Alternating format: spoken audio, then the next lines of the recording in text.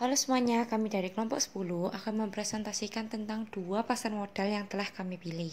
Yang pertama adalah Hong Kong Stock Exchange. Hong Kong Stock Exchange. Hong Kong Stock Exchange didirikan tahun 1891 dan memiliki hampir 2.000 perusahaan yang terdaftar, dan sekitar setengahnya berasal dari Tiongkok Daratan. Hong Kong Stock Exchange adalah perusahaan yang memegang The Stock Exchange of Hong Kong Limited, Hong Kong Futures Exchange Limited, dan Hong Kong Securities Clearing Company Limited. Pasar modal ini memiliki volume perdagangan saham bulanan sebesar 182 miliar dan kapitalisasi pasar sebesar 3,93 triliun. Kapitalisasi pasar totalnya lebih dari 13,33 triliun, yaitu 1,71 triliun. Pada Desember 2006, Bursa Efek Hong Kong berada pada urutan ke-7 di dunia berdasarkan kapitalisasi pasar perusahaan yang terdaftar. Tahun 2017, Bursa Efek ini menutup rantai perdagangan fisiknya untuk beralih ke perdagangan saham elektronik. Beberapa ini adalah perusahaan terbesar yang terdaftar di Hong Kong Stock Exchange, Bursa Efek Hong Kong. 1. AIA 2. Tencent Holdings 3. PetroChina 4. China Mobile 5. HSBC Holdings. Nilai aktiva bersih yaitu tahun 2018 sebesar 9.309 dolar. Pada tahun 2017 yaitu sebesar 7.512 dolar. Dan pembelian minimum adalah 1 dolar. Produk yang disediakan adalah keamanan yang terdiri oleh bursa ekuitas. Produk yang diperdagangkan, produk terstruktur, produk investasi real estate, dan perwalian hutang. Selain itu, terdapat derivatif tercatat yang terdiri dari atas indeks ekuitas, produk satuan, valuta asing, suku bunga, dan komoditas. Di derivatif OTC terdapat derivatif OTC yang memenuhi syarat produk jelas swap suku bunga. Non-deliverable forwards tidak dapat dikirim, pertukaran silang mata uang. Pengiriman FX. Derivative warrants. Derivative warrants adalah instrumen yang memberi investor hak untuk membeli atau menjual aset yang didasarkannya dengan harga yang telah ditetapkan sebelum tanggal kadaluarsa yang ditentukan. Mereka dapat dibeli dan dijual sebelum masa kadaluarsa mereka di pasar yang disediakan oleh Hong Kong Stock Exchange. Dalam proses penyelesaian dilakukan secara tunai daripada membeli atau menjual aset pokok. Perintah derivatif dapat dikeluarkan lebih dari berbagai aset, termasuk saham, indeks saham, mata uang, komoditas, atau sekeranjang surat berharga. Mereka dikeluarkan oleh pihak ketiga, biasanya sebuah bank investasi, terlepas dari penerbitan aset yang mendasarnya. Surat perintah derivatif yang diperdagangkan di Hong Kong biasanya memiliki awal kehidupan 6-2 tahun, dan ketika diperdagangkan di pasar, setiap surat perintah derivatif cenderung memiliki tanggal kadaluarsa yang unik. Callable bull atau bear contracts. CBBC adalah jenis produk terstruktur yang melacak kinerja aset yang mendasarnya tanpa mengharuskan investor membayar harga penuh yang diperlukan untuk memiliki aset yang sebenarnya. Mereka dikeluarkan sebagai kontrak bull atau bear dengan tanggal kadaluarsa yang ditetapkan, yang memungkinkan para investor mengambil posisi bullish atau bearish pada aset yang mendasarinya. CBBC dikeluarkan oleh pihak ketiga, biasanya sebuah bank investasi, independen dari Hong Kong Stock Exchange dan aset pokok. CBBC diterbitkan dengan kondisi bahwa selama masa hidup mereka akan dipanggil oleh penerbit ketika harga aset pokok mencapai tingkat atau dikenal sebagai harga panggilan yang ditentukan dalam dokumen daftar. Jika harga telah mencapai sebelum berakhirnya, CBBC akan berakhir lebih awal dan perdagangan CBBC akan dihentikan dengan segera. Tanggal kadaluarsa yang ditentukan dari daftar dokumen tidak akan lagi berlaku.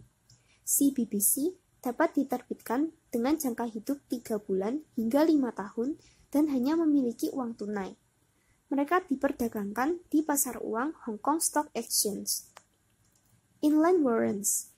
Inland warrants adalah jenis produk yang terstruktur yang memberi hak investor untuk menerima pembayaran tetap pra ditentukan di kadaluarsa.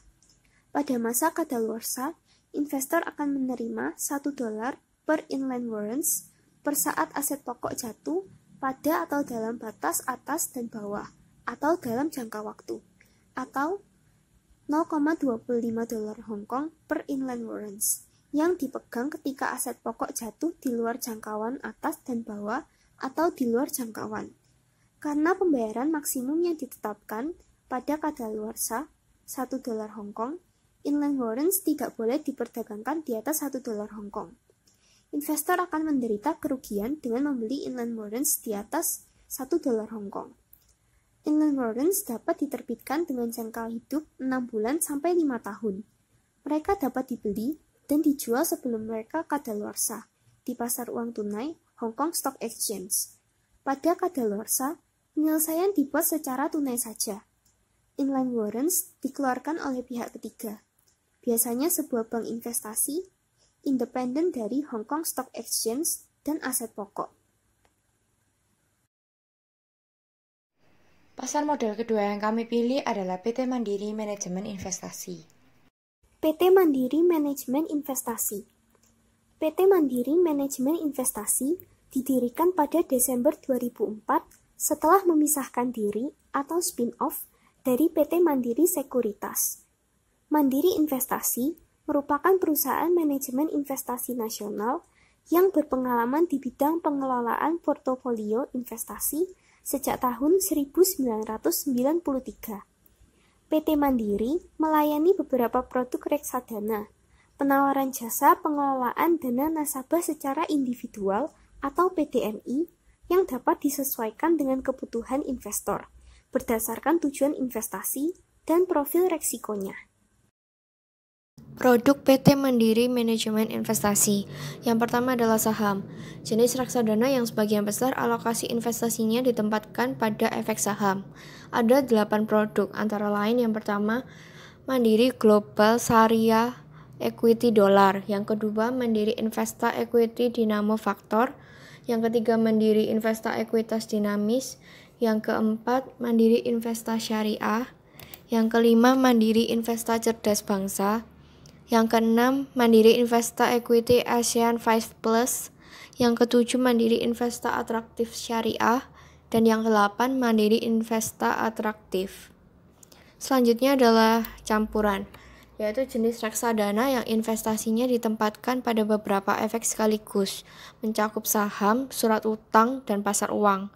Ada 4, antara lain yang pertama, Mandiri Brawijaya Investa Berimbang atau MBIB. Yang kedua, Mandiri Investa Syariah Berimbang atau MISB. Yang ketiga, Mandiri Aktif atau Aktif, Mandiri Investa Aktif atau MIA.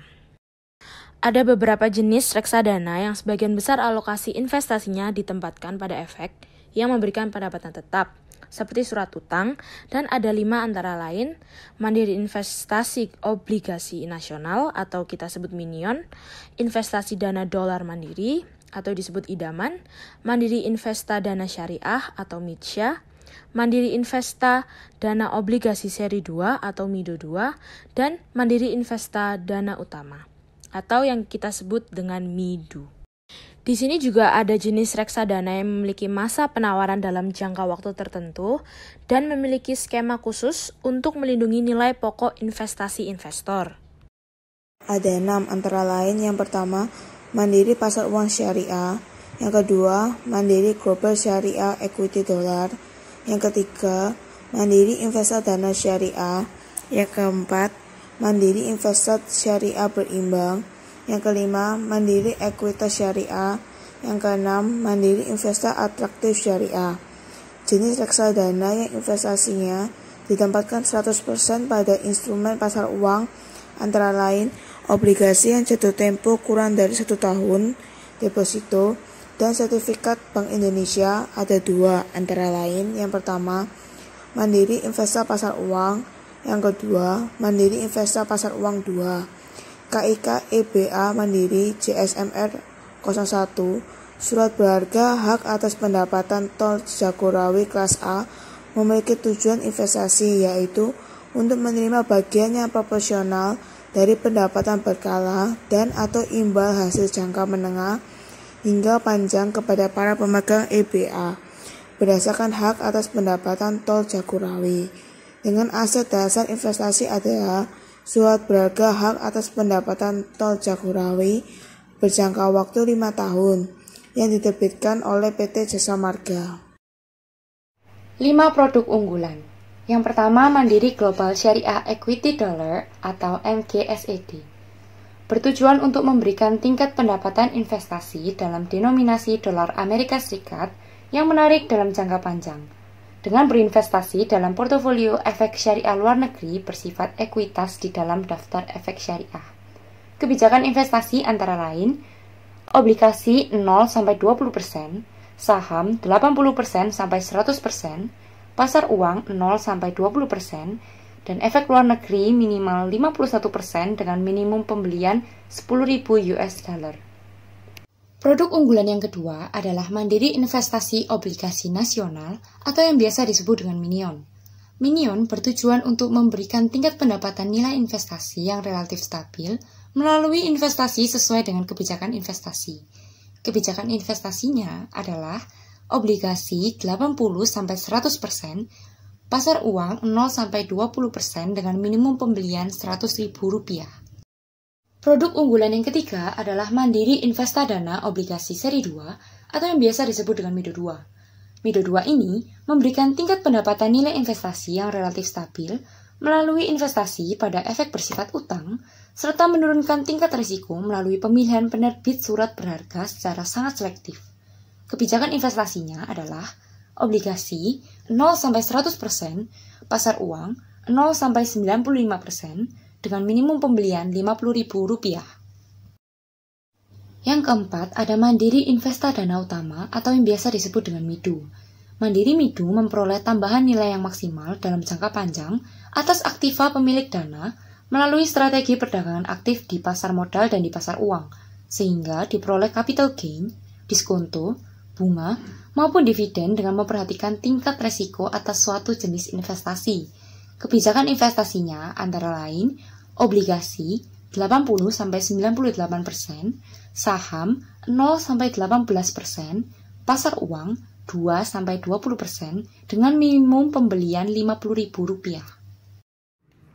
Pasar uang syariah atau MPUS. MPUS memberikan tingkat likuiditas yang tinggi untuk memenuhi kebutuhan dana tunai dalam waktu yang singkat, sekaligus memberikan tingkat pendapatan investasi yang menarik melalui investasi pada instrumen yang sesuai dengan prinsip syariah di pasar modal. Kebijakan investasinya adalah pasar uang sebesar 100% dengan minimum pembelian Rp100.000. Sekian presentasi dari kelompok C10, terima kasih.